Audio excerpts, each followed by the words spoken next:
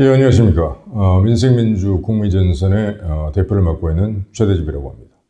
오늘은 어제 조선일보 인터뷰에서 이준석 국민의힘 신임 당대표가 한 말, 특히 이제 박근혜 대통령 관련돼서 한 발언이 있었는데, 그 발언은 어떤 심각한 문제점에 대해서 말씀을 드리도록 하겠습니다. 어제 저는 조선일보 일면에 보도된 그 인터뷰를 접하고 과연 이게 정상적인 어떤 사람이 할 수 있는 말인가, 그런 어떤 깊은 의구심을 가지고 인터넷판도 한번 찾아보고 지면에 있는 그런 어떤 인터뷰 기사들도 또 유심히 읽어보고 그렇게 했는데, 이 기사는 이제 조선일보의 정우상 정치부장이 직접 인터뷰를 하고 쓴 기사입니다. 그래서 그 내용들을 보니까 이준석 당대표가 직접 한 말이 정확히 맞습니다.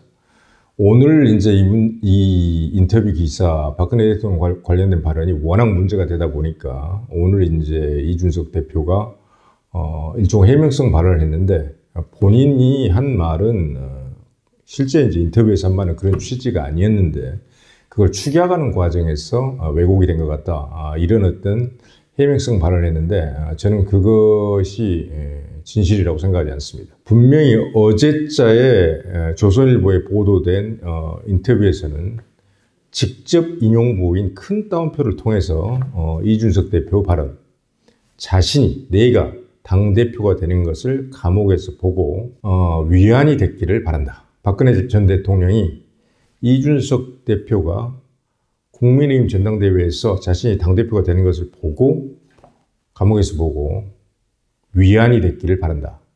그런 말을 직접적으로 본인이 한 것이고, 그것을 정우상 기자, 조선일보의 정치부장이죠. 베테랑 기자라고 할 수가 있습니다. 그 기자가 직접 인용보를 써서 보도를 한 것이죠. 직접 인용보를 써서 보도를 우리가 보통 기사에서 한 것은 그 말을 기자가 본인 임의대로 축약하거나 요약해서 그렇게 하진 않습니다. 직접 인용보는 말 그대로 해당하는 인터뷰를 한 사람이 직접적으로 그 말을 했을 때 그걸 그대로 갖다가 옮기는 것이죠. 그래서 이준석 대표가 그런 어떤 해명을 했지만 여전히 오늘도 어제 조선일보 인터넷판에 해당하는 그 기사가 전혀 변경 없이 그대로 올라와 있습니다.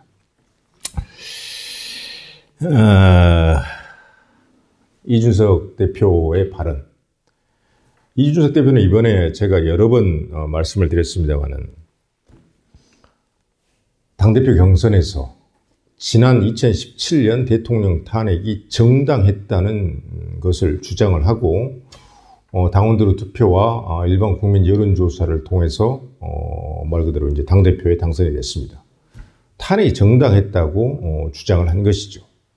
그런데 탄핵이 정당했다고 주장을 해서 당대표가 된 사람이 또 심지어 이제 이준석 대표를 정치에 입문시킨 사람은 과거 새누리당 비상대책위원회를 꾸릴 때 비상대책위원장을 맡았던 박근혜 전 대통령이 20 중반의 청년인 이준석 현 당대표를 새누리당 비대위원으로 영입하면서 정치에 입문하게 됐고, 또 여러 가지 정치인으로서 인지도를 갑자기 크게 올리게 된 것이었죠. 즉 박근혜 전 대통령이 최초로 정치인으로서 사실 유례를 찾아보기 힘들 정도로 사실 20 중반의 나이의 청년에게 굉장히 어떤 중요한 자리를 맡긴 것입니다. 그렇게 해서 정치에 입문을 한 다음에 10년이 약간 넘는 시간이 이제 흘러서 이제 당대표까지 된 사람이, 박근혜 대통령이 탄핵당한 것이 정당했다, 그걸 주장을 해서 본인이 당대표가 됐는데, 그걸 박근혜 대통령이 감옥에서, 지금 올해 박근혜 대통령 연세가 70입니다. 70. 그리고 여러 가지 병고를 치르고 있습니다. 박근혜 대통령 병세에 대해서는 그분의 개인적인 어떤 프라이버시 문제이기 때문에 제가 자세히 말씀드리지는 않겠지만은 여러 가지로 건강이 상당히 좋지가 않습니다. 그분이 지금 4년 넘게 독방에 갇혀 있는데 그 모습을 감옥에서 보면서 위안이 됐기를 바란다. 위안이 됐겠습니까? 상식적으로 생각해서 다른 사람에 대해서 사람은 기본적으로 평균적인 보통 평범한 사람은 타인의 감정에 대해서 공감하는 능력을 원래 우리가 본성적으로 가지고 있습니다. 따라서 그런 박근혜 대통령이 이준석 대표가 당대표가 되면서 탄핵은 정당했다. 그런 것을 주장을 하는 것을 보고 배신감을 느끼지 않았겠습니까? 그리고 허탈함을 느끼지 않았겠습니까? 그리고 실망감과 절망감을 느끼지 않았겠습니까? 그런 상황임에도 불구하고 충분히 우리가 보통 평범한 사람, 인지상정을 생각했을 때 그런 감정을 느꼈을 것이다라고 우리가 예측을 할 수가 있는 것입니다. 예상을 할 수가 있는 것입니다. 근데 그걸 보고 위안이 됐기를 바란다니 이게 도대체 무슨 발언입니까? 지금 4년째 독방에 갇혀있는 불법, 부당, 위헌, 사기, 거짓, 기만 탄핵으로 독방에 갇혀있는 박근혜 대통령 지금 조롱을 하는 겁니까?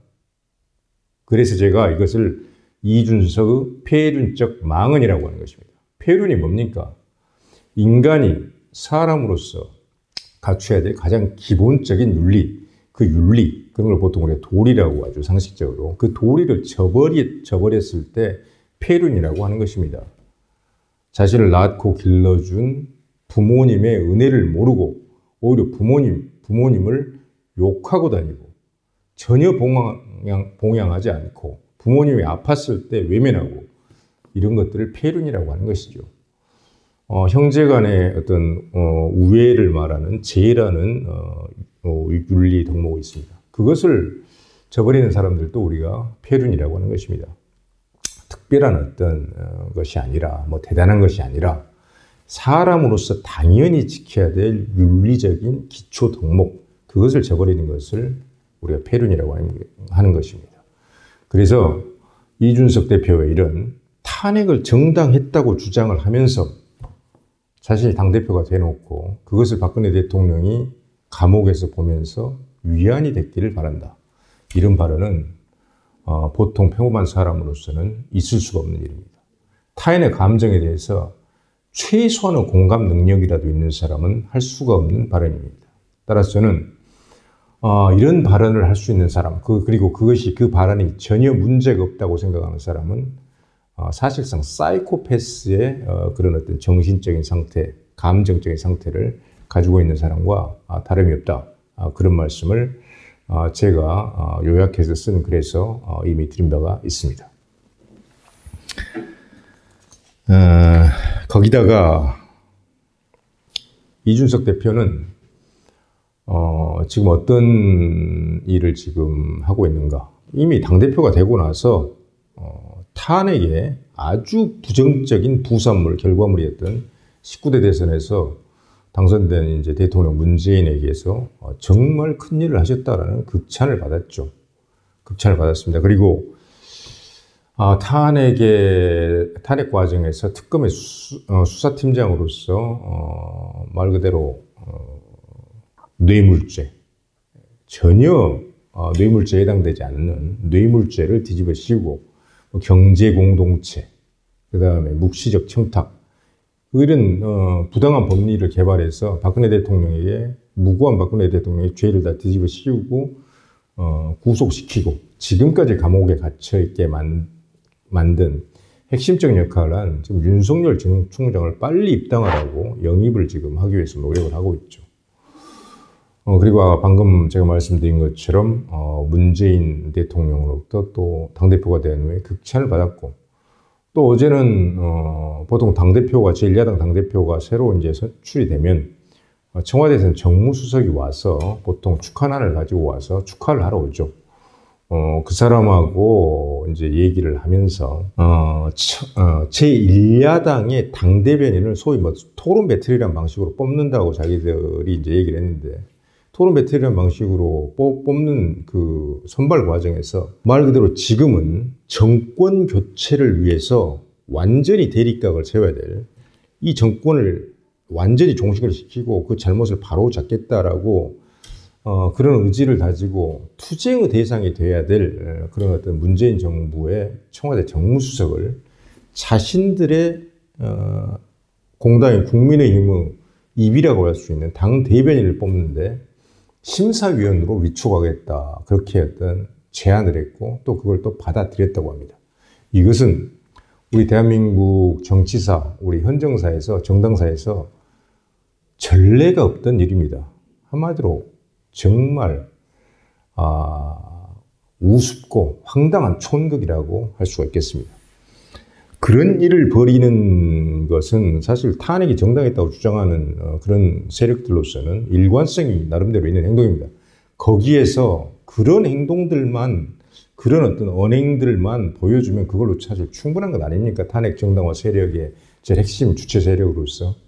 거기에 더해서 그렇게 지금 어려운 처지에 빠져 있는 70세 그런 노구를 이끌고 억울하게 영어 몸이 되어 있는 박근혜 대통령에게 그렇게 잔혹하고 가혹하고 냉혹한 그런 어떤 조롱성 발언을 그렇게 해야 그래야 직성이 풀리겠습니까? 그게 바로 이준석 당대표의 인성이고 기본적인 심성입니까? 정말 그것밖에 안 되는 사람입니까? 그래서 정치적인 우리가 사상, 정책적인 신념, 여러 가지 어떤 사안들, 정치, 사회적인 사안들에 대한 입장 차이, 의견의 차이 이런 것을 넘어서 이준석 당대표가 먼저 갖춰야 될 것은 가장 인간으로서, 인간이면 누구나 갖춰야 될 도덕적 도리, 우리가 보통 양심이라고 부르는 것입니다. 그런 기초 중 기초가 되는 그런 양심부터 갖추라는 말을 하고 싶습니다. 제가 그런 말을 드리고 있지만은 사실은 이준석 대표가 부정하고 있지만 저는 그 부정한 것을 믿지 않습니다.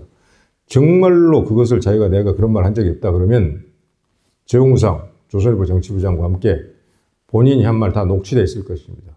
녹취된 파일 공개하고 녹취록 다 공개하세요.